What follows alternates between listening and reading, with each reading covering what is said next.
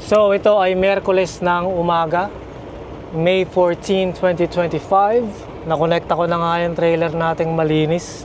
Punta na tayo ng pickup natin dyan sa Wyandotte, Michigan. Ayos na tayo, man. Naging maayos ang ating tulog dito sa tank wash. Tank wash, thank you, man. Sa ulitin. Tahimik, peaceful, saka walang dumadaan ng mga trucks, walang mga naka-idle na trucks. Talagang panalo yung tulog natin, man. Eto, cheers tayo. Kape tayo, man. Mula dito, ang border ng Canada, kagaya ng sinabi ko sa nakaraang video, 30 minutes lang. Bawasan mo pa yun ng another 10 minutes kasi yung customer na pupuntahan ko, 10 minutes lang ang layo. So, pagdating doon sa customer, ibabagsak ko lang tong malinis na trailer na to. Pagkatapos, kukunin ko na ron yung preloaded trailer na tinatawag at dadalhin natin yon sa Toronto. Bukas pa ang delivery. So, nandito nga lang tayo malapit sa Windsor, Ontario. Makakauwi ako ng bahay mga alauna, alas 2 ng hapon. Uwi muna ako, men. Alas 2 ng hapon ako nandun sa yard. Diba? Parang ayokong magstay doon hanggang bukas ng umaga. Kaya makakauwi tayo. Makasama ang pamilya, men. Thank you, tank wash. Naging maayos ang ating tulog. Walang masamang loob na nagtangka na pasukin tayo sa truck. Mga ganong bagay. Kasi syempre sa kalaliman ng tulog mo, hindi mo na mamamalayan na meron na palang nagbubukas ang pintuan mo. Na meron na palang akyat bahay gang ang datingan. Di ba?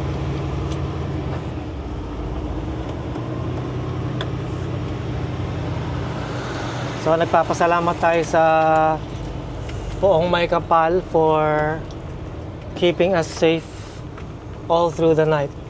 Temperature natin ngayon dito sa Detroit ay 65 degrees Fahrenheit. Hindi ko alam kung ilang Celsius to, pero tansya ko mga 13, 15 o 16 degrees Celsius. Kaninang umaga pagkagising ko nakasweater ako kasi malamig eh. Putik, nung nagtrabaho na ako, tinanggal ko na yung sweater ko, men.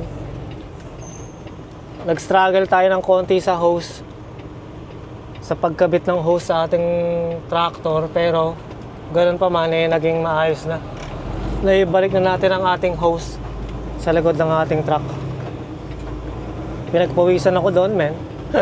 Hindi naman pinagpawisan, parang nainitan. Ayan, nainitan ako doon. Nakasweater pa man din ako. So gusto ko magpasalamat sa 3 tao na nakipag-chat sa atin sa premiere nung nakaraan kong video. Si Adriel Palma, si Penham, tsaka si Cesar Medina.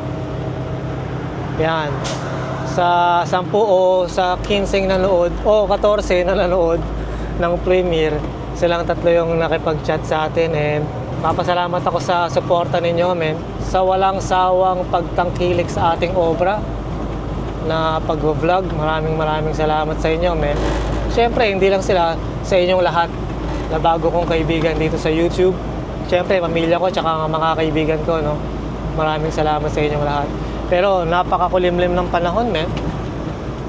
Parang babagsak ang ulan. Kung winter time to, siguro mag-i-snow na to. Pero dahil nga Mayo na, eh ulan lang to. 5 miles ang layo ng customer mula doon sa tank wash. Tapos syudad naman tong dinadaanan natin. Maliit na town. Kaya mga 10-15 minutes din ang biyahe. Ano lang to, maliit lang na town. So, pag dire-diretso natin to doon, yan ang Detroit. Red light.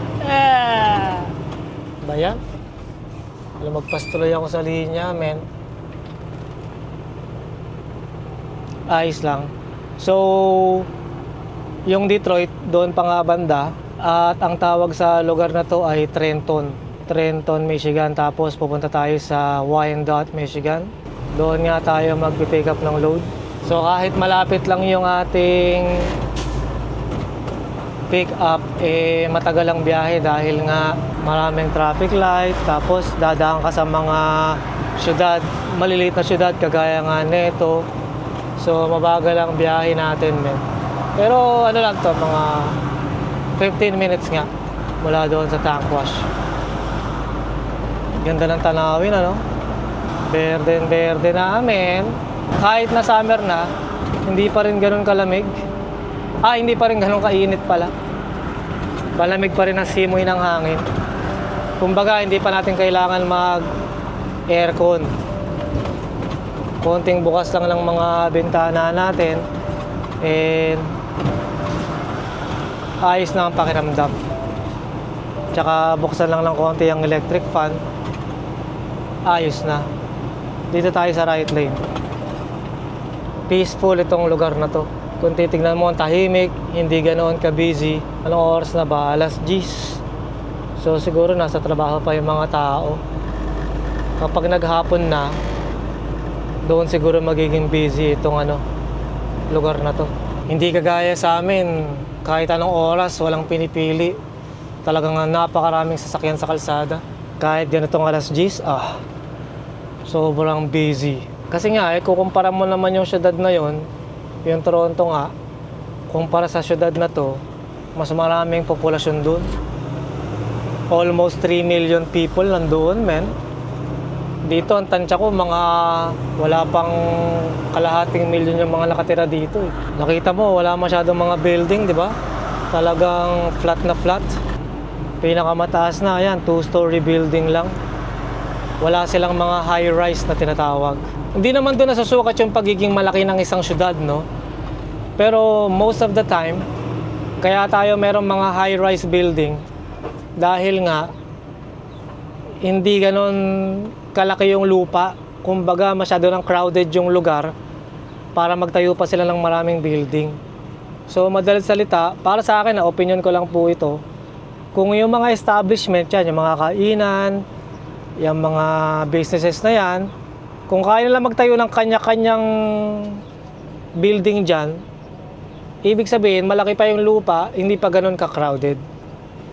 Kasi sa Toronto, kung hindi nyo po may tatanong, isang buong building na yan, yung mga businesses na yan ay isang buong building, sa taas niyan may tirahan pa, may iba pang businesses, iba't ibang floor, no? Kasi nga, masyado nang congested yung syudad. Kaya pinapataas na lang nila yung mga building. Huwag po kayo maniwala sa akin. Ang tansya ko lang naman, opinion ko lang to, base sa nakikita ko, parang hindi ganun ka-crowded rito. Ba't may nakaupo rito? Naghihintay ng bus. Dito na tayo kakanan, men.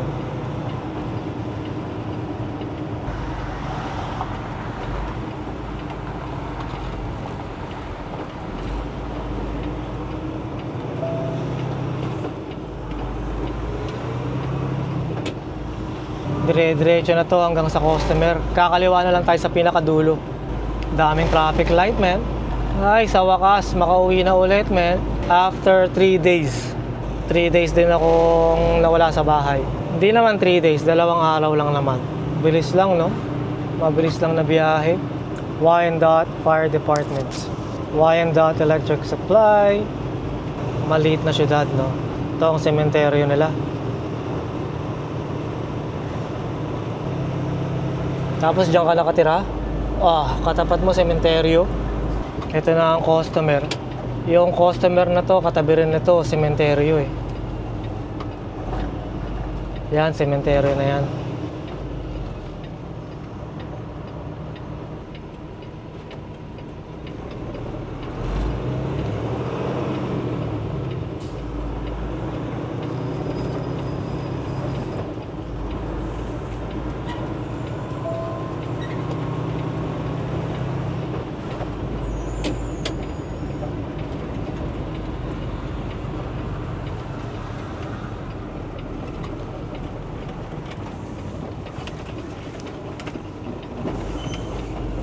Yan o, sementeryo. Ayos din, ano?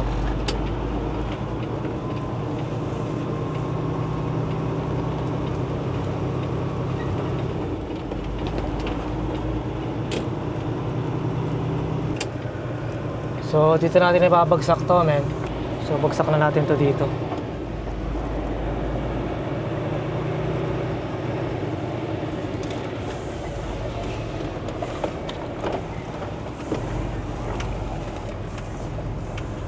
Tabihan ko na itong trailer na to.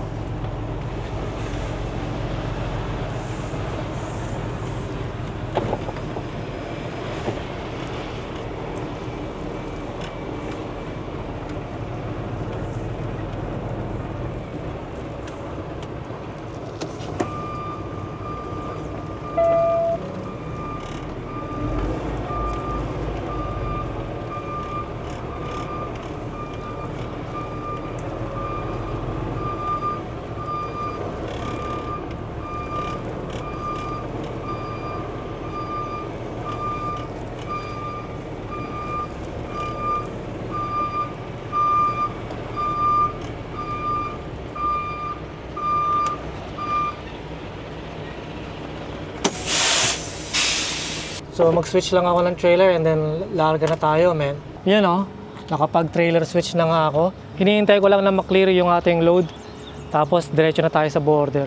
Lapit lang ng border dito kaya hindi ako makagalaw. So nandito pa rin ako sa customer. Kung nakikita ninyo, ganda ng background ko, no? Sumalangit nawa yung mga yumao na, no? 3-hour drive. Nandun na ako sa yard. Naghihintay lang talaga ako. Sana matapos na yung clearance. Pero ang kagandahan, naipadala na ng broker yung ating dokumento sa customs clearance. Sa customs. Mabilis lang naman yan. Sana walang maging problema sa shipment. Dahil minsan, parang nagkakaroon ng problema siguro, mga pagkakamali sa papeles, ganyan. Pero chinek ko naman lahat ng papeles. Okay naman. So, ang ganda ng panahon namin. Hindi pa rin umiinit. Bukas lang ang ating bintana. Makakatipid tayo sa AC ngayon. Sabi kasi ni Queen D, kapag naka-aircon ka raw, malakas daw kumonsumo ng fuel. So, kaya ngayon, hindi ako nag-aircon. Nag-aircon lang talaga ako kapag sobrang init. I-check natin ang status ng shipment. Ready to transmit pa lang, no? So, tignan naman natin ang yard. Ang yard ay 3-hour and a half. So, darating ako sa yard, 3:56 PM. So, madalit salita, makauwi na ako nito mga 5 or 6 PM. Rush hour pa nga yun, men. Yan na naman tayo sa 4:01. Walang kasawa-sawa. Gagapang na naman tayo na to, no? Ang ganun pa man, ang mahalaga, makakauwi na naman tayo. 3 araw pa lang nawawala, no? Uwing-uwi na kaagad. Kasi sa totoo lang, hindi na kasi ako sanay na nawawala sa bahay ng sobrang tagal. So, ibabahagi ko lang pala, no? Yung iba't ibang klase ng tracking dito sa Amerika at sa Canada. Merong short runs. Actually, meron ang tawag nila doon, city drivers. Yung araw-araw umuwi. Yung mga truck nila, usually straight truck. Yung iba, walang tulugan. Mga day cab, ang tawag nila doon. Meron din dyan tinatawag na short haul. Yun naman yung 2 o 3 araw na nawawala sa bahay. Parang yung ginawa ko ngayon. Short haul lang to. Meron din Midwest. Alam mo tawag sa mga Midwest? Midwesterners. Yung mga 5 araw nawawala. Parang yan siguro yung tinatawag na mid-haul. May ganon. Invento ka, Kaloy. Medium range hauling. Parang ganon. 5 araw o 6 na araw nawawala. Meron din tinatawag na long haul. Yun ay mga pangmalakasan. 2 linggo nawawala. 3 weeks. Ganyan, yan. Mga 1 beses o 2 beses na nagre-reset sa kalsada. Yun ay yung mga long haul na tinatawag. Meron din dyan tinatawag na over the road. Yun ay yung mga hindi na umuwi. Sa truck na lang sila nakatira. Talagang truck nila, bahay nila, kagaya ng sinabi ko sa nakaraang video ko. Talagang kina-customize pa nga nila yung truck nila para magkaroon sila ng kitchen, meron silang dining, shower, no? Lalong-lalo na yung toilet. Dati, no, nung nagsisimula ako sa trucking, walang problema sa akin yung long haul. Kasi nga, team driving naman yun. Meron ako nakasamang mga Indiano, tapos minsan pinapartner ako sa Pilipino. Shout out sa mga naging partner ko dyan sa long haul. Yung mga Indiano, siguro 3 sila. Si Sukhvinder, Ravinder, tsaka si... Nakalimutan ko na yung ibang pangalan nila. Basta mababait sila. Si Anmol Preet. Mga 5 yata sila, basta marami. Kumbaga, nung nagtatrabaho ako sa Indiano na company, nung medyo nagkakaroon na ako ng experience, yung mga bagong driver ng mga Indiano, sa akin pinapasama para matuto. Kumbaga parang tinitraining ko. Pero walang bayad yun. So ngayon, nung lumipat na nga ako sa isang mega carrier, hindi ko nababanggitin yung pangalan, nagkaroon din ako ng team driver doon na mga Pilipino naman. Shoutout kay Lakay Rolly. Naging partner ko yan dyan ng 3 months. And then meron pa pala akong pinagtrabahuhan na Indiano. So yung Indiano na yon, Pilipino yung nakapartner ko, si paring Robert. Shoutout sa'yo, paring Robert, kung nanonood ka man nito. So yun, no? Dati, walang problema sa akin yung long haul kasi nga, yung 5,000 miles na balikan, mga isang linggo o 8 days o 9 days lang namin tinitira na team driving. Pero nung nag-solo na ako, putek 2 weeks ang minimum kong nawawala sa bahay. Pinakamatagal ko 3 weeks and a half. Sobrang exhausting, sobrang nakaka-burnout. Ginawa ko siya ng 1 buwan and then pinagpala naman tayo na makapasok dito sa company na to bilang tanker. Dito sa tanker, ito yung pinaka best of both worlds na tinatawag. Madalas short haul, minsan mid haul, minsan long haul rin. Ang pinakamatagal na biyahe ko sa company na to, 2 linggo. Pero, ang sinasabi ko lang, ngayon nga, short haul ako, parang kapag tumagal ako ng 1 linggo, ang bigat na sa kalooban na parang uwing-uwi ka na. Ngayon nga, 3 araw pa lang, uwing-uwi na kaagad ako. Although, kaya ko pa naman pumunta siguro ng Texas, Arizona, kung saan man, kung mabibigyan ng load. Pero, well-being ko, parang nagtrabaho na rin ako ng 2 linggo sa loob lang ng 3 araw. Hindi ko alam kung naiintindihan nyo yung sinasabi ko. Kasi talagang kapag matagal ka sa kalsada, nakaka-depress yan. Lalo na wala kang ibang nakikita kundi puro kalsada, mga kotse, mga iba't ibang klaseng tanawin. Maganda sila sa paningin pero kung yun at yun na lang din ang nakikita mo, nakaka-burn out yun, men. Kaya nga may tinatawag na reset. Mag-reset ka naman sa kalsada, putek, ganun rin makikita mo sa truck stop, mga truck pa rin makikita mo. Wala namang problema doon, pero kagaya kong maliliit pa yung mga bata, parang mabigat sa kalooban. Kaya nga si Quindy, shoutout sa'yo Quindy, I'm coming home soon. Mga 4 hours nandiyan na ako sa bahay, or 5. Si Quindy, sabi ko sa kanya, dyan na lang siya sa bahay muna. Wala namang problema yon para at least lumalaki yung mga anak namin na may kasamang isang magulang. Mahirap yung wala na nga ako doon and then si Quindy magtatrabaho pa. Sino na lang yung gagabay sa mga bata? Di ba? Parang yun yung mga sakripisyo na kailangan natin gawin. Kaya, ba't ko ba sinasabi to? Kasi ano lang, na-realize ko lang na parang napapadalas na lang yung pag-short haul ko at parang nasasanay na ako. Parang nasasanay na ako dito. Kaya, yung mga kasama namin ditong iba, nagsilipatan na, bumalik sa drive-van, yung iba, tanker pa rin, pero ang hirap ng ng malayo, yung long haul. Kasi naranasan ko talaga ng 1 buwan yun. Mga 6 weeks ko din naranasan. Nakaka-burnout, men. Pero ganun pa man, kanya-kanya tayo ng mga pinagdadaanan. Ang sa akin lang, sa ngayon, gustuhin ko man lumipat sa pagiging drive-van ulit. Parang hindi na lang muna Mahirap malayo sa pamilya. And on that note, tignan natin kung clear na ba yung load natin, men. Waiting response. So, nandun na siya sa CBSA and waiting for response pa rin. Maghihintay pa ako dito siguro ng mga another 10-20 minutes. Ayos lang. So, ayun, nag-rant na naman ako, no? Kasi naisip ko lang yung iba't ibang klase ng trucking dahil nga parang kapag nakikita ko sila, ang bilis naman nun. Pag nakikita ko yung mga driver, napapaisip din ako kung ano ba yung mga pinagdadaanan nila, anong klaseng buhay meron sila, kung pamilyado ba sila o hindi. Ganun pa man, men. Ano ba yung pinagsasabi mo, Kaloy? Wala ka lang masabi. Ang masasabi ko lang maraming salamat po sa inyong lahat na nanonood at patuloy na sumusubaybay sa mga video natin. Sana wag po kayo magsasawa na tumangkilik sa ating obra. Lahat ng ginagawa ko dito sa truck, Buhay Kalsada, Buhay Canada, lahat yan gusto kong ibahagi sa inyo, lalong-lalo na sa mga pamilya ko, mga kamag-anak ko, mga bago kong kaibigan. Lahat kayo, lahat to gusto ko makita ninyo kung anong klaseng buhay meron mga Pilipino dito, sa Canada. Lalong-lalo na yung mga truck driver dito sa Canada. So anyway, malapit na maklear tong load na to. Mga 10-20 minutes na nga lang. So cut na natin to sa border, men.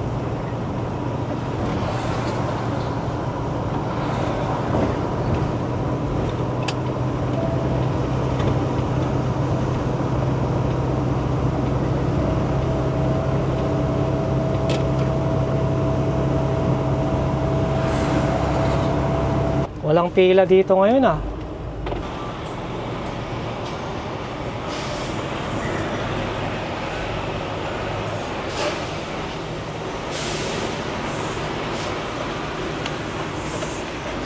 Good afternoon, officer. Where you live? I live in Richmond Hill, Ontario. How long you been gone? I was away for 2 days. Have a good day. You too, officer. Thank you. Ayos na. Check ang passport.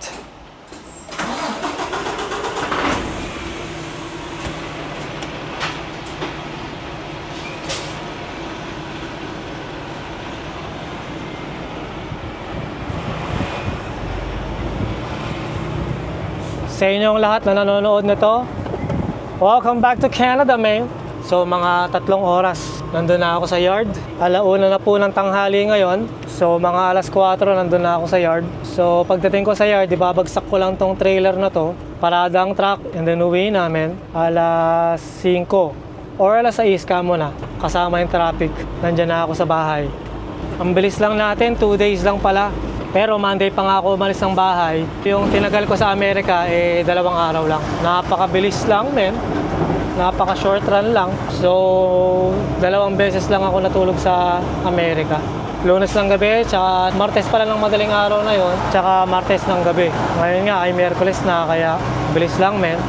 Mabilis na biyahe. So, paano? Magkita-kita na lang tayo sa araw ng pag-deliver ko ng load na to.